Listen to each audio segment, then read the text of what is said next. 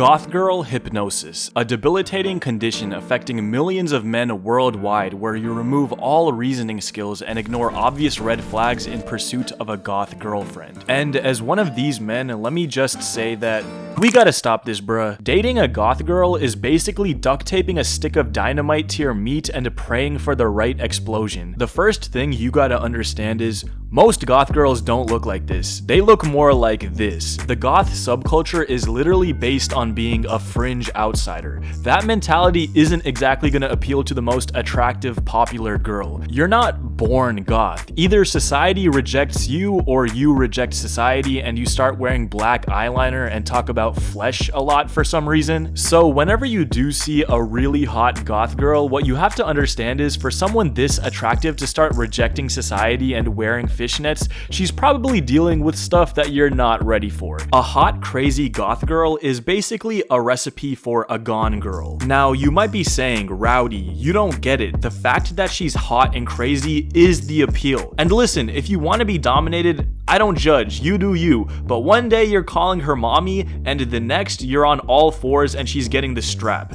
And I'm not talking about a gun. I think the reason a lot of regular guys are attracted to goth girls is not just the massive calcium reserves. There's also something enticing about what you don't understand. You go through life and every girl you meet is listening to Olivia Rodrigo talking about which identical picture looks better to post, and then out of nowhere you see this creature coming your way. You have no clue what's going on, but it's different and strangely hot, so your instinct is to investigate further. But the more you learn, the tighter the grip gets. I watched a guy date a goth girl back in high school, and at first, I'm not gonna lie, we were all jealous of him. But that jealousy faded almost immediately. You see, this was the most average guy you could imagine. Literally think of an average white guy, whatever you're imagining, that's correct. This guy's favorite rapper was Post Malone. That should tell you everything. Anyways, he starts dating this goth girl, and she wasn't just dye your hair and wear black eyeliner goth.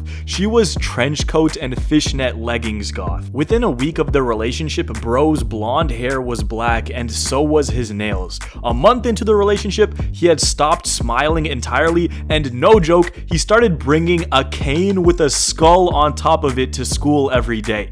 At that point, I knew it was over for my boy. The scariest part was, after 4 months, they broke up, but his demeanor never changed back. Bro kept rocking the fingerless gloves, black hair and nails, and a cane for the rest of high school. That girl put a spell on him and changed him forever. Although I guess it would be weird if after breaking up he just went back to a t-shirt and khakis and watching The Office. Once you go goth, you can't really go back. A buddy of mine was recently in a talking stage with a goth girl, and I warned him that she would permanently change him and turn him into a bi-curious vampire. Now, selfishly, I didn't want this guy to go goth because he was my go-to pickup basketball partner, and I didn't want him to switch that out for reading Edgar Allan Poe, but he was under the goth girl hypnosis and he did not listen to my warning, and I haven't seen him since. Great, so now I need a new pickup basketball partner. Hit me up on IG if you hoop, I'm trying to get some runs in, bro. Anyways, the main reason I think I couldn't date a goth girl is because I'm a red-blooded, American-made capitalist. One of my favorite albums growing up was literally called Get Rich or Die Trying. I'm all about the bag chase. I want to get so rich that nerds get mad online about how much money I have. And unfortunately, most goth people don't share this ideology. They're not into the idea of me getting my bands up. And if you're mad at me, as Ernie Johnson said, "You're just talking to me because I stack paper to the ceiling and write on 24-inch chrome."